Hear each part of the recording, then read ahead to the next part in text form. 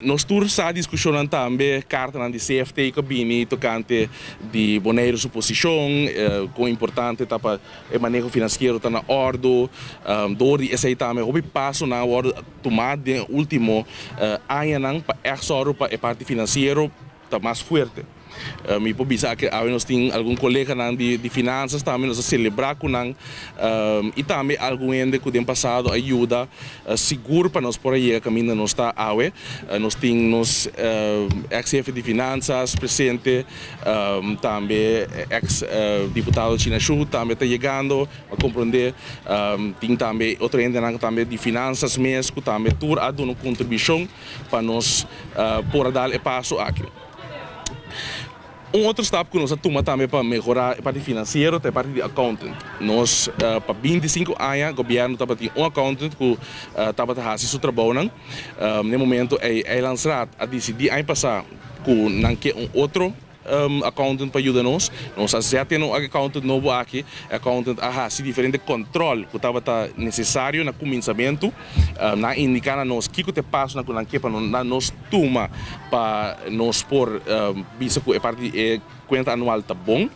e nós trabalhamos duro riba check team e por isso nós estamos a ver que nós recebi notícia de accountant que riba cifra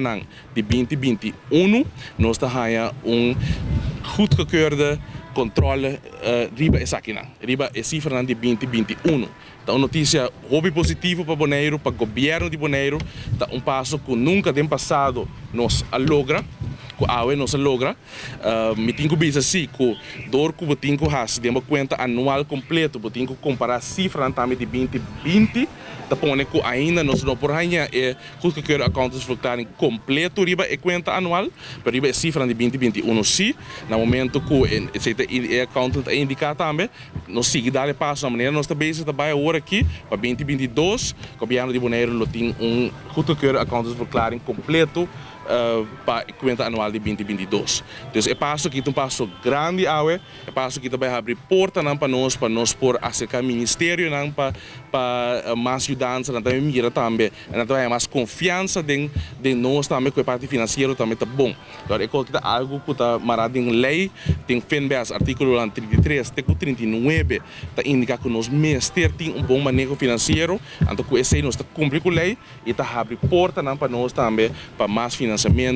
e mais possibilidade na Bonaire. Me quero agradecer durante presente, me quero agradecer ao time de finanças que ajuda-nos para nós poder dar passo na kita opi rende, opi esforço que a ordem para nós poder chegar na etapa grande aqui.